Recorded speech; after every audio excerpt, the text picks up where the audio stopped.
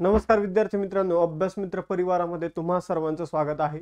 आज आपण 19 नोव्हेंबर 2025 रोजीचे चालू घडामोडीचे सेशन जे आहे ते बघणार आहोत।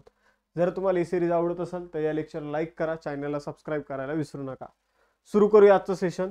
नोव्हेंबर 2025 मध्ये राष्ट्रीय संरक्षण अकादमीचे नवीन कमांडंट कोण बनले आहे? तर राष्ट्रीय संरक्षण अकादमी नॅशनल डिफेन्स अकॅडमी जी आहे ती पुण्यामध्ये आपल्याला बघायला मिळते। तर तिचे नवीन अध्यक्ष किंवा कमांडंट जे आहे ते बनलेले व्हाईस ॲडमिरल अनिल जग्गी। मित्रांनो, आपण जर बघितलं तर व्हाईस ॲडमिरल अनिल जग्गी जे आहे तर ते NDA चे नवीन कमांडंट बनलेले आहे। त्यांनी व्हाईस ॲडमिरल गुरचरण सिंग यांची जागा घेतलेली आहे। तर आपल्या पुण्यामध्ये म्हणून हे लक्षात ठेवायचं आहे। आपण जर बघितलं तर राष्ट्रीय संरक्षण अकादमी ही भारतीय सशस्त्र दलाची संयुक्त संरक्षण सेवा प्रशिक्षण संस्था आहे। स्थापना 7 डिसेंबर 1947 रोजी हिची झालेली आहे। खडकवासला पुणे इथं हिचं मुख्यालय आहे। आपण जर बघितलं तर थोडे लष्करी नियुक्त्या बघून घेऊया। इंडो तिबेटियन बॉर्डर पोलीस फोर्सचे नवीन महासंचालक आहे प्रवीण कुमार। केंद्रीय औद्योगिक सुरक्षा दलाचे नवीन महासंचालक आहे प्रवीर रंजन। भारताचे नवीन सेना प्रमुख आहे उपेंद्र द्विवेदी। भारताचे नवीन लष्कर प्रमुख आहे लेफ्टनंट जनरल पुष्पेंद्र सिंह। भारतात सध्या 4 उपराष्ट्रीय सुरक्षा सल्लागार आहे राजेंद्र खन्ना। अतिरिक्त राष्ट्रीय सुरक्षा सल्लागार आहे त्याचबरोबर TV रविचंद्रन, पवन कुमार, अनिश दयाल सिंग। तर हे भारताचे 4 उपराष्ट्रीय सुरक्षा सल्लागार आहे। जस्ट एक कानावर पडू द्या, लष्कर प्रमुख लक्षात ठेवा फक्त, पुष्पेंद्र सिंह। त्यानंतर जर बघितलं तर संरक्षण लेखा नियंत्रक आहे राजकुमार अरोरा। संरक्षण प्रमुख आहे अनिल चौहान म्हणजे CDS chief of defence staff दुसरे आहे ते। भारताचे वायुसेना प्रमुख आहे अमरप्रीत सिंग। भारताचे नौदल प्रमुख आहे दिनेश कुमार त्रिपाठी। त्यानंतर जर बघितलं तर भारताचे तटरक्षक दलाचे 26वे महासंचालक आहे परमेश शिवमणी। लष्कर ऑपरेशन्सचे महासंचालक आहे राजीव गही। दुसरा क्वेश्चन महत्त्वाचा आहे, खेलो इंडिया युनिव्हर्सिटी गेम्स 2025 चा शुभंकर काय आहे?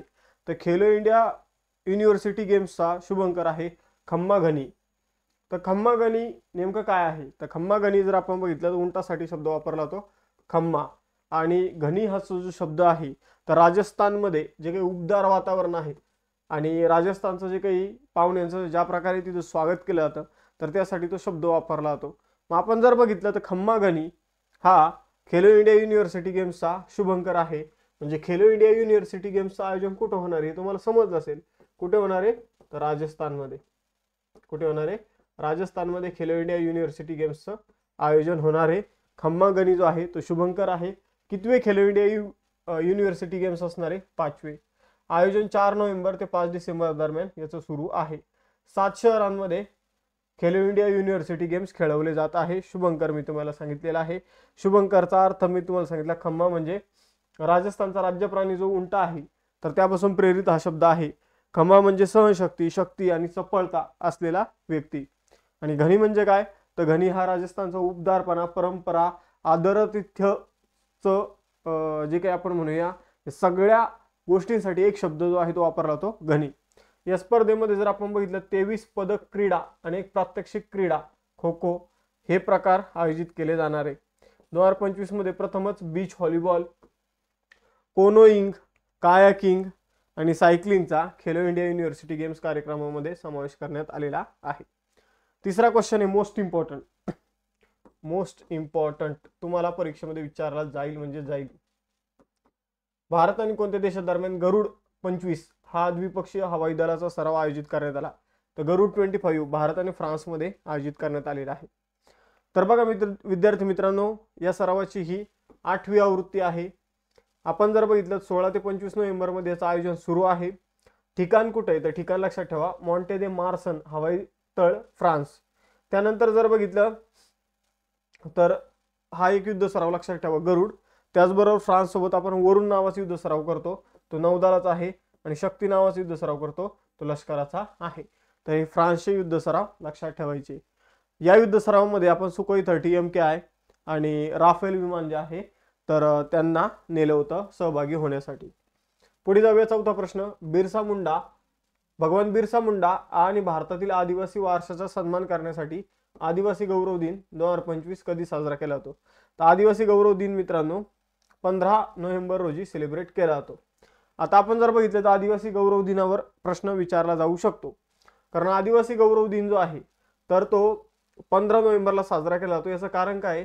तर महान आदिवासी स्वातंत्र्य सैनिक विशेषतः भगवान बिरसा मुंडा यांच्या योगदानाचा सन्मान करण्यासाठी आपण जर बघितलं त्यांच्या जयंतीच्या दिवशी 15 नोव्हेंबर जो आहे तो आदिवासी अभिमान दिन सन्मान दिन म्हणून सेलिब्रेट केला जातो. भगवान बिरसा मुंडा यांची यावर्षी 150वी जयंती जी आहे ती सेलिब्रेट केली जात आहे. आणि 2025 जो काही कार्यक्रम आहे तो आदिवासी अभिमान वर्षाचा भाग आहे.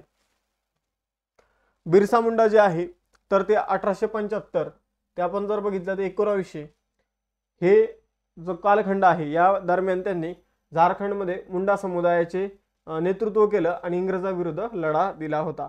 हे एक महान आदिवासी नेते होते, समाजसुधारक होते, स्वातंत्र्य सैनिक होते. त्यांना धरती आबा पृथ्वीचे पिता म्हणून ओळखलं जात होतं. 5वा क्वेश्चन आहे, जागतिक आरोग्य संघटनेने प्रसिद्ध केलेल्या ग्लोबल टीबी रिपोर्ट 2025 नुसार कोणत्या देशात टीबी प्रकरणामध्ये सगळ्यात जास्त घट झाली? तर टीबी प्रकरण जे आहे ते सगळ्यात जास्त आपल्या भारतात घटलेले आहे. टीबी मध्ये घट भारतामध्ये 21% झालेली आहे. हीच घट जागतिक लेवलवर 12% झालेली आहे. म्हणजे जवळपास भारतामध्ये घट जी आहे टीबीच्या प्रकरणामध्ये दुप्पट झालेली. तरी पण आपल्या देशामध्ये 25% टीबीचे अजूनही रुग्ण आढळतात. तर ही एक चिंताजनक बाब आपण सांगू शकतो. टीबी जो आहे तर तो कशामुळे होतो? व्हायरसमुळे होतो, बॅक्टेरियामुळे होतो, कशामुळे होतो हे तुम्ही मला कमेंट बॉक्समध्ये सांगा. तर WHO अहवालाला भारतामध्ये 21% घट झालेली आहे. प्रति लाखामागं भारतामध्ये 237 टीबीचे पेशंट सापडायचे, आता तो आकडा 187 वर आलेला आहे. आपण जर बघितलं तर जागतिक रुग्णांपैकी 25% रुग्ण भारतामध्ये आहे. जागतिक घट जी आहे ती 12%ची आणि आपली घट जी आहे ती 21%ची आहे.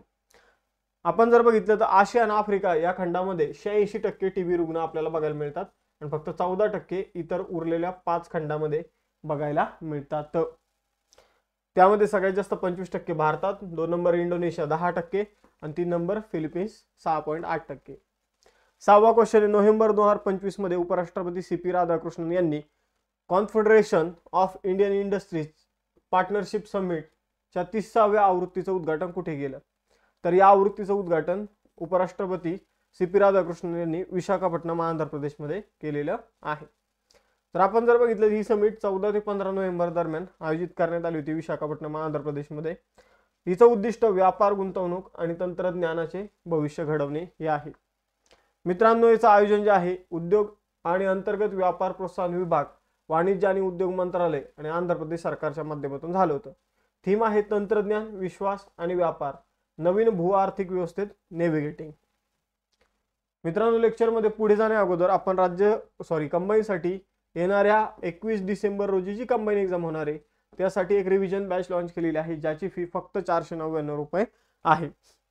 या फीज मध्ये तुम्हाला कंबाईनची बॅच जी आहे ती जॉईन करता येणार आहे. कमी फीज मध्ये क्वालिटी एज्युकेशन देण्याचा आम्ही प्रयत्न करतोय, त्याचा सगळ्यांनी फायदा घ्या. या क्वालिटी नोट्स तुम्ही आपल्या अभ्यासमित्र ॲपवरून डाउनलोड करू शकता. या नवीन नोट्स आहे. त्यानंतर जर बघितलं तर राज्यसेवा आणि कंबाईनसाठी कमी फीज मध्ये फाउंडेशन बॅचेस आहे, 21,000 प्लस PYQ ची बॅच आहे. त्याचबरोबर हा नोट्स पॅक आहे ज्यामध्ये सर्व विषयाचे तुम्हाला नोट्स बघायला मिळतील. यासाठी तुम्ही सर्वांनी आपलं ॲप डाउनलोड करा, कॅटेगरीमधून बॅच सिलेक्ट करा. बॅच सिलेक्ट केल्यानंतर तिथं तुम्हाला पेमेंट करायचं ऑप्शन येईल. पेमेंट केल्यानंतर तुम्हाला सर्व लेक्चर जे आहे ते अनलॉक होऊन जाईल.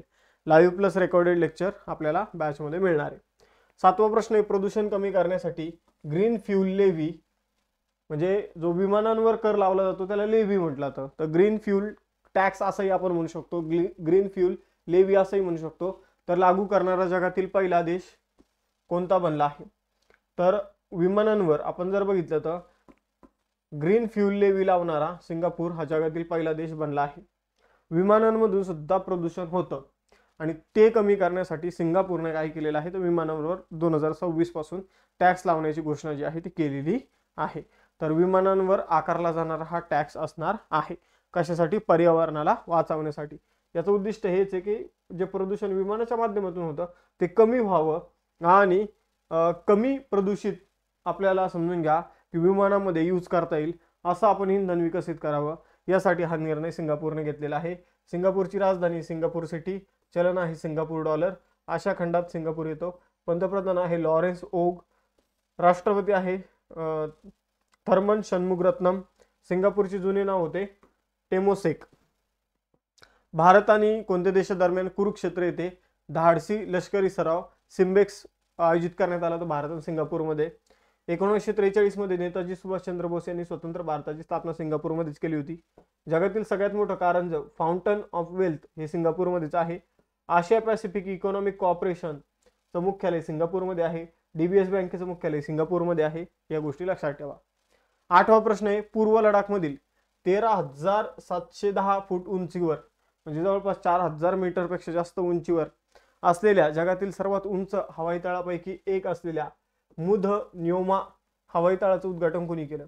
तर मुध न्योमा हवाई तळाचं उद्घाटन जे आहे तर ते AP सिंग यांनी केलेलं आहे. मित्रांनो, आपण जर बघितलं तर भारतीय हवाई दल प्रमुख चीफ मार्शल AP सिंग जे आहे तर त्यांनी जर आपण बघितलं तर पूर्व लडाख या ठिकाणी 13,710 फूट उंचीवर म्हणजे 4,179 मीटर उंचीवर काय केलेलं आहे? तर मुध न्योमा एअरबेसचं उद्घाटन केलेलं आहे. चीनच्या सीमेपासून अगदी 23 ते 35 किलोमीटर अंतरावर हा एअरबेस आहे. एअरबेस 1962 पर्यंत कार्यरत होता, पण नंतर 1962 युद्धानंतर आपण त्याला बंद केलं. आता परत आपण त्याला सुरू केलेलं आहे. 9वा प्रश्न आहे, कोणत्या देशाने हिंदी महासागरात 6,000 मीटर खोलीवर जगातील सर्वात खोल पाण्याखालील संशोधन प्रयोगशाळा बांधण्याची घोषणा केली? तर ही घोषणा भारताने केलेली आहे. बघा मित्रांनो, आपण जर बघितलं तर भारताचं एक डीप ओशन मिशन सुरू करण्यात आलेले आहे. या डीप ओशन मिशन अंतर्गत आपण मत्स्य 6000 नावाची एक बोट जी आहे ती बनवलेली एक पाणबुडी जी आहे ती बनवलेली आहे आणि आपण तिला पाण्यामध्ये पाठवणार आहोत. त्याचंच पुढचं पाऊल म्हणून आपण 6,000 मीटर खोलीवर म्हणजे 6 किलोमीटर खोलीवर समुद्रामध्ये एक प्रयोगशाळा स्थापित करणार आहोत 2047 पर्यंत. या गोष्टीची तुम्हाला नोंद घ्यायची. ही प्रयोगशाळा सेम अंतराळ स्थानकाप्रमाणे स्पेस स्टेशन प्रमाणे असणार आहे. मग आपण जर बघितलं तर 6 किलोमीटर खोलीवर जे काही समुद्राचं प्रेशर आहे, दाब आहे, वजन आहे, तर त्यासाठी आपण टायटॅनियम आणि अजून जे काही संमिश्र धातू आहे तर त्यांचा वापर करणार आहोत. सध्या समुद्राच्या खाली जास्तीत जास्त 19 मीटरवर फक्त एकच प्रयोगशाळा आपल्याला बघायला मिळते. अमेरिकेमध्ये आहे ॲक्वेरियस रीफ बेस नावाची प्रयोगशाळा. 10वा प्रश्न आहे, कोणत्या राज्याच्या कृषी विभागाने 38 वर्षात पहिल्यांदाच आपली ओळख बदलली आहे आणि शाश्वत शेती समृद्ध शेतकरी हा नवीन लोगो आणि नवीन घोषवाक्य जारी केला आहे? तर शाश्वत शेती समृद्ध शेतकरी हा नवीन लोगो जो आहे तो भारत सरकारच्या कृषी मंत्रालयाच्या माध्यमातून जारी करण्यात आलेला आहे. हा नवीन लोगो तुम्ही इथं बघू शकता. कृषी कल्याण कर्तव्यम, कृषी विभाग, महाराष्ट्र शासन, शाश्वत शेती समृद्ध शेती अशा प्रकारचा हा लोगो जो आहे तो महाराष्ट्र सरकारने जवळपास 38 वर्षानंतर जो आहे तो बदलून एक टायटल जे आहे ते सुद्धा स्वीकारलेलं आपल्याला बघायला मिळतं. 11वा प्रश्न आहे, मालगाड्यांची सुरक्षितता वाढवण्यासाठी भारतीय रेल्वेने कोणते AI आधारित तंत्रज्ञान विकसित केलं? तर भारतीय रेल्वेने दृष्टी नावाचं AI आधारित तंत्रज्ञान जे आहे ते विकसित केलं आहे. ही गोष्ट सगळ्यांना लक्षात ठेवायची आहे. आपण जर बघितलं तर ईशान्य सीमेरेषेजवळ आपण जर बघितलं जे काही भारतीय मालगाड्या वाहतूक करतात तर त्यासाठी हे खास विकसित करण्यात आलेलं आहे.